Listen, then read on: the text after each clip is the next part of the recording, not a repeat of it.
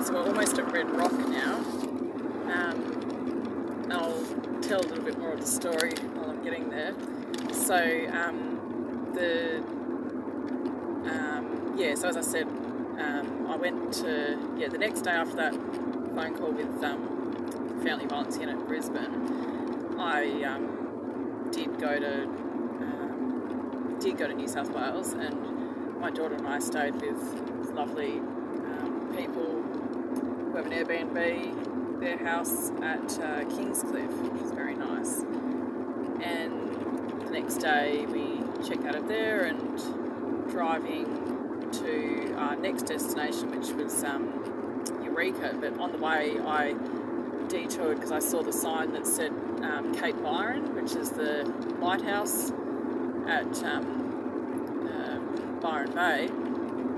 And while I was driving up there, I got a phone call from the same police sergeant from the Family Violence Unit in Hobart. And he started off the phone call by saying how he was so disappointed to hear about how the Queensland Police had tried to arrest me, and how they were going to put Audrey into docks and lock me up and all of that business. He just kept saying how he was so disappointed and that was never his intention. He didn't want any of that to happen. And I didn't bother telling him I didn't believe him or anything like that. And in fact, that my suspicion is that he is the one that actually sent the multiple requests and did the paperwork to issue the warrant for my arrest in Queensland. I just kept that to myself for now, but I did tell him that I have absolutely no issues with the Queensland Police and that I found them to be very professional and helpful. And then it was really funny because when I said that, then he was just like, oh, yep, okay, oh, I have to go, there's people at my door, I have to go. So that was quite telling, I thought. But anyway, the reason he was calling, he was just calling to, apparently to, say how disappointed he was about what had happened. But also, he wanted me to,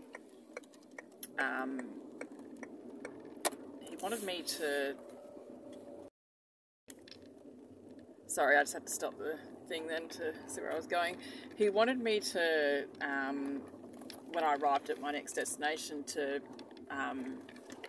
put the battery back on the charge and everything and do some more troubleshooting, because the other thing I forgot to mention is that when I got to the Airbnb at Kingscliff the night before, I'd pulled the battery out to have another look at it, and the light was glowing so green, like so intensely green, like I'd never seen it do that before.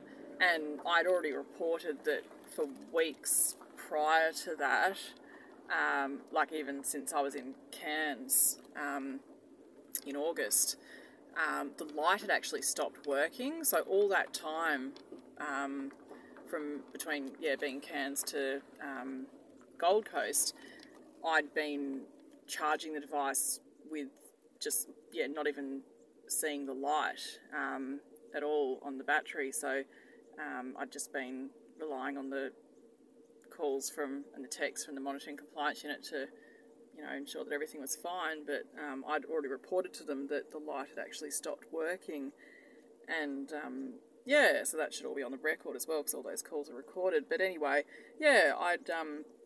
I'd called them back when I was at Kingscliff in the night to say that I'd noticed that the light had come on and that I'd put the battery back onto my leg to see if it would work to charge it. And I called them to ask if they could tell me if it was now charging, and her words to me were, I'm not allowed to discuss anything about it with you anymore, and she was going to refer it to the police. So I also sent them an email as well, just to be thorough and follow up, and I told them. So I don't know if it was from my email or from monitoring compliance, but anyway, he called me and said to do all of that. So yeah, I did, and then it seemed like some really strange things were going on. So pretty much for the whole time I was at Eureka, it seemed to me that the battery was only holding enough charge when it was on my leg. As soon as I would take it off my leg, it would completely drain. And then the light was still working, but it was really faint again. So I could see it flashing, or sometimes I could just see it really faintly green, but not flashing.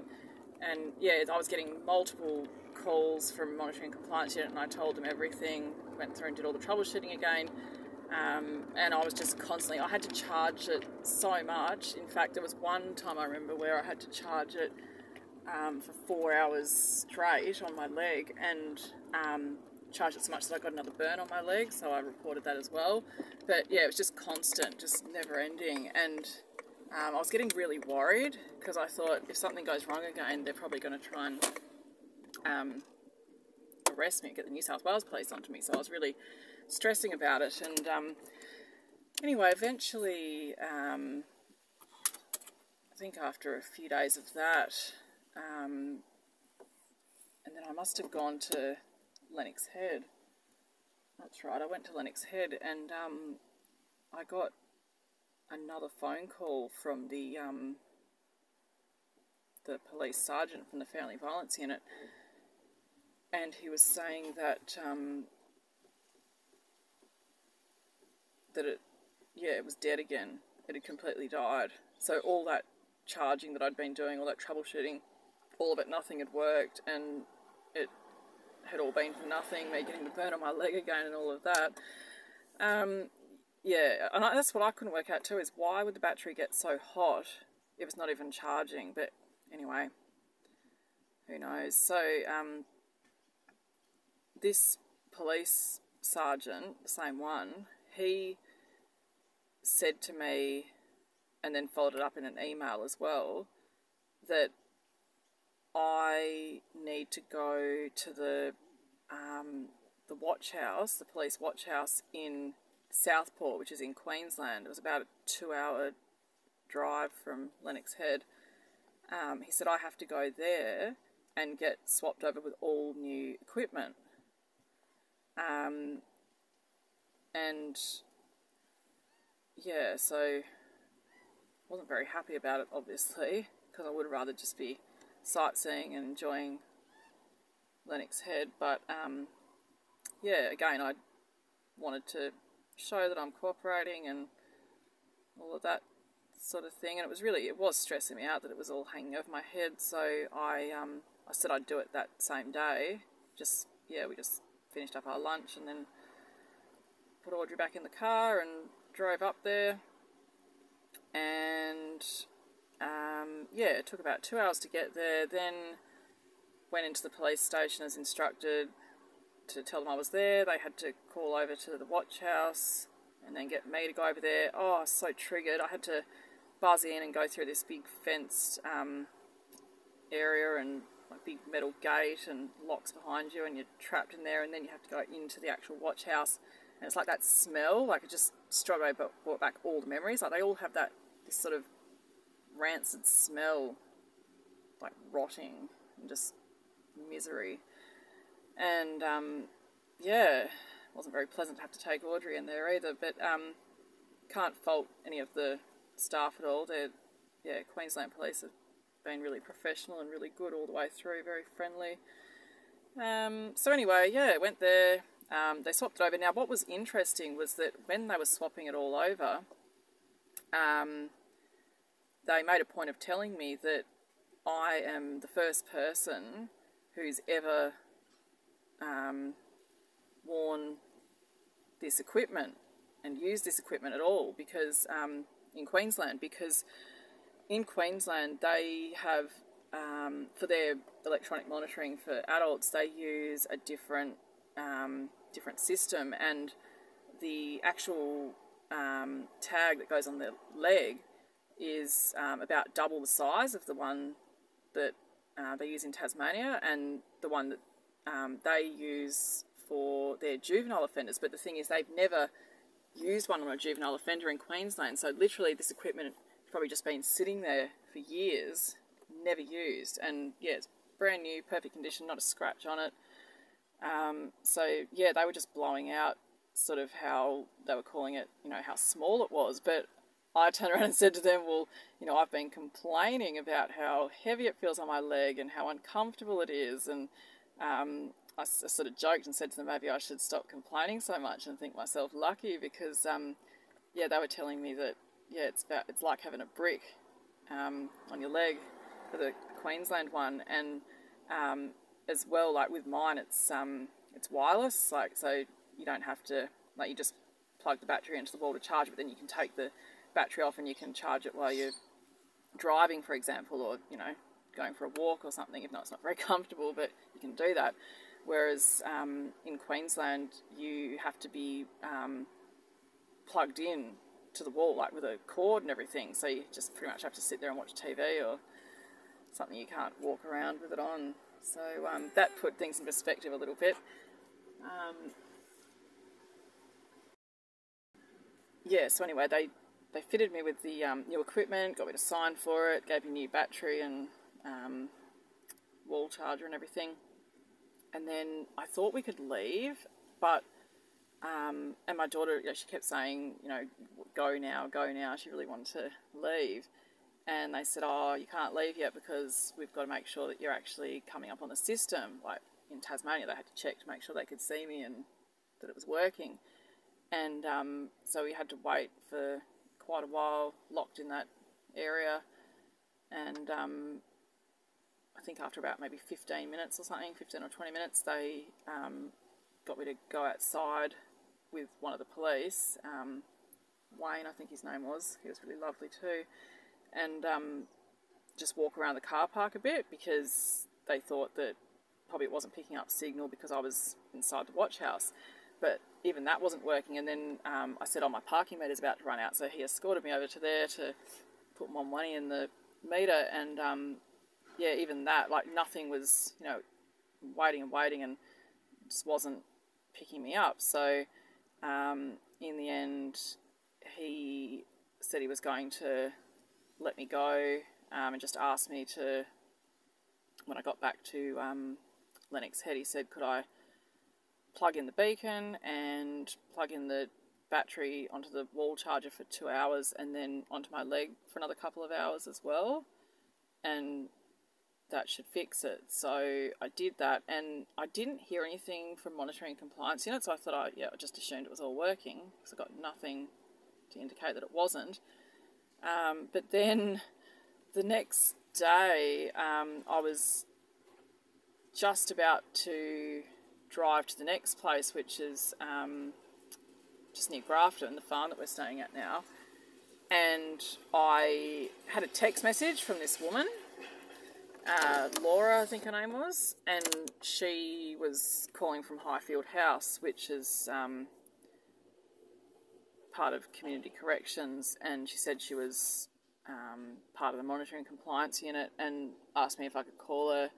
So yeah, I gave her a call while I was on the road, just on hands-free speakerphone, and she started off by asking me if I'd had a chance to charge the device, and I said, well, yeah, I told her I'd done as instructed, done everything previous night, and I'd even charged it again that morning for roughly an hour. And she went on to tell me that I was still not showing up on the system and that they thought there was something wrong with the equipment they'd given me. And I straight away said, well, you know, Queensland Police have told me that that this equipment's never been used before, and it's making me think maybe like the SIM card might be dead, or, you know, there's obviously some sort of technical issue, but it must be to do with that. And she was insisting and kept telling me how she had talked to the police in Tasmania and saying how it was Tasmanian equipment and had been sent up to Queensland from Tasmania and it should definitely be working. And I was like, no, that's not what's happened? And I said to her, Queensland Police have been a lot more professional and trustworthy than Tasmania Police. I said, I don't care what Tasmania Police are telling you.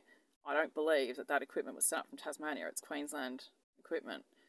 And anyway, we're just going around in circles, and then she said she was going to speak to the police and get back to me. And then she called me back a few minutes later and said that she'd spoken to that same police sergeant again in the family violence unit in Hobart, and his suggestion was for me to drive back to Southport, which was now more like 4 hours away.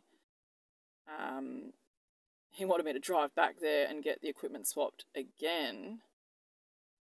And the other alternative was that first thing Monday morning, I was to check in at the Burwood Police Station, which is part of Sydney, and do it there. And neither of those options will work for me because Burwood's over 6 hours from where I am in northern New South Wales, and like I said, Southport's over 4 hours away. Plus, I'd already just done all of this the day before, and I was getting pretty pissed off. So, sort of, yeah, had a bit of a meltdown then, and I did lose my temper, not at her, but just at the situation, very frustrated. And she, was very understanding and said how, she appreciated that I had gone out of my way to be cooperative and blah, blah, blah. And just that was an unfortunate situation all round.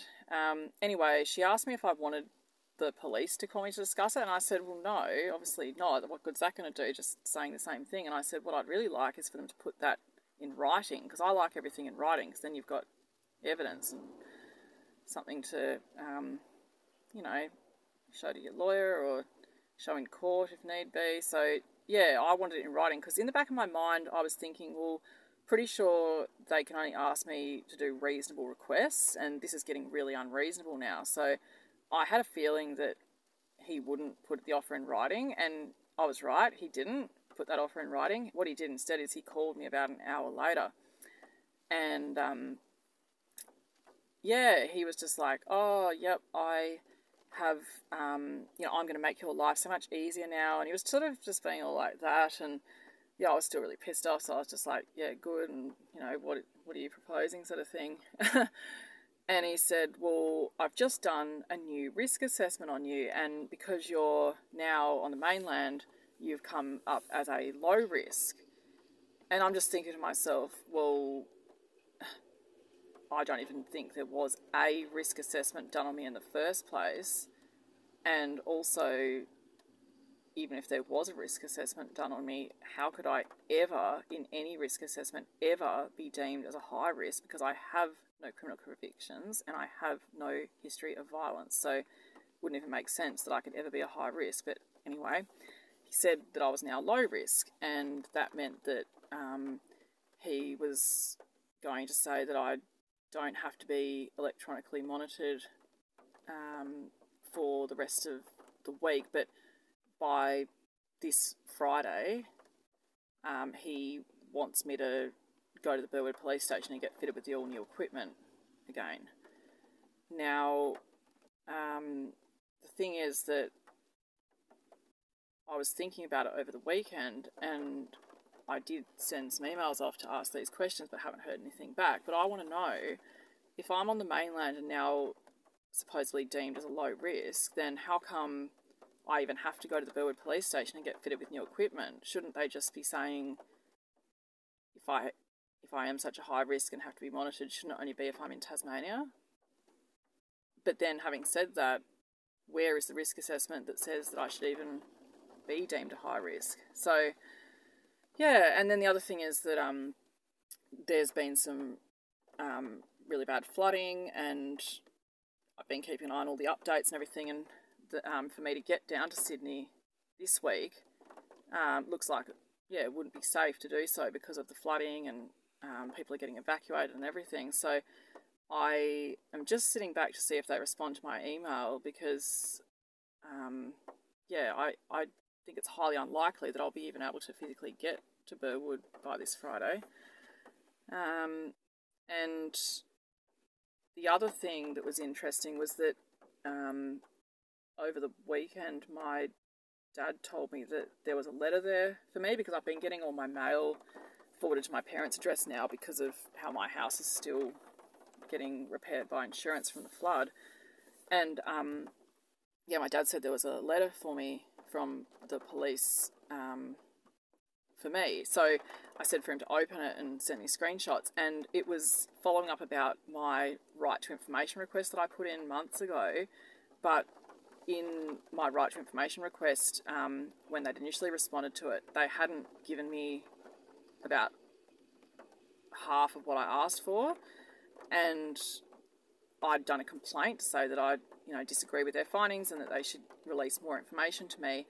And while they still disagree with some of it, and some of it they're not going to give me yet because it's still matters that are under investigation by the police, like these technical breaches they're saying that resulted in my arrest and everything. They're not going to give me anything about that because they're still finalising it through court. So they said I can't have that till after it's all finalised. But there was a couple of other things that I disagreed with them about, and they decided now they will release to me. And what was really interesting is that in this letter, because one of the main things I've asked for is I want the risk assessment. I've always said, where is the risk assessment? Because I just know they never did one on me. They never considered me or Audrey in this whole scenario, and they never did a risk assessment and the impacts that, would be had on us by fitting me with an electronic monitoring device. I just know they didn't do it. So I keep asking for it. And this time in the letter that my dad sent me the screenshots of, they actually admit in there, they say, we can't give you the risk assessment because no risk assessment was ever performed. However, they then go on to say this was all perfectly fine because of the fact that it was just a condition of your interim family violence order that was issued in June 2021. Now, I've sent screenshots of all of this straight to my lawyer and asked the question, well, if this was all part of my conditions of an interim family violence order in June 2021, how come I've only been forced to wear the electronic monitoring device since August 2021, and it was put on me when I went to court to seek a bail variation to have the curfew checks removed, the excessive curfew checks that were being performed? That's when the prosecution said to the magistrate and drew attention to the name of the person who was requesting me to be electronically monitored. And then she admitted in court that she knows him, and she said just based on him wanting it, that was enough and that she was going to order me to wear it. And that's what happened, and that's what will be shown in the court transcript as well. So, so this is all really important information because it's now showing that there's, as I've been saying all along, been no risk assessment performed. And that is just so wrong for them to do that to me. It's just, I don't even have words for it. I'm so angry. But, anyway, that's a bit of an update about the story thus far. So at this point in time, I'm still not being electronically monitored, except for the fact that I get a phone call now once per day from the monitoring compliance unit. I just have to tell them my whereabouts. But I tell you what, that's so much better. For my mental health has already improved immensely, because once I've had my phone call, I can just put my phone on silent. I can leave it in a different room. I can actually go to sleep with my phone on silent and not right next to my head. I've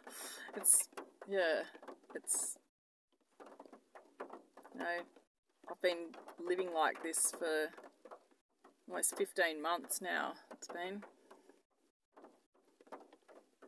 So, hoping that we're nearing the end now, and there's been a few, I guess, little wins for me along the way and some progress made. So, still got a long way to go though. I'm not going to get my hopes up too much yet, but I'll keep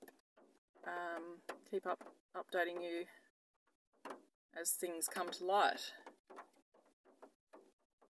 And it looks like it's just started raining while I was saying all of that, so when my daughter wakes up, I don't know that we'll be doing much walking today. Maybe we can just drive around and look at the scenery, as long as it doesn't rain too much.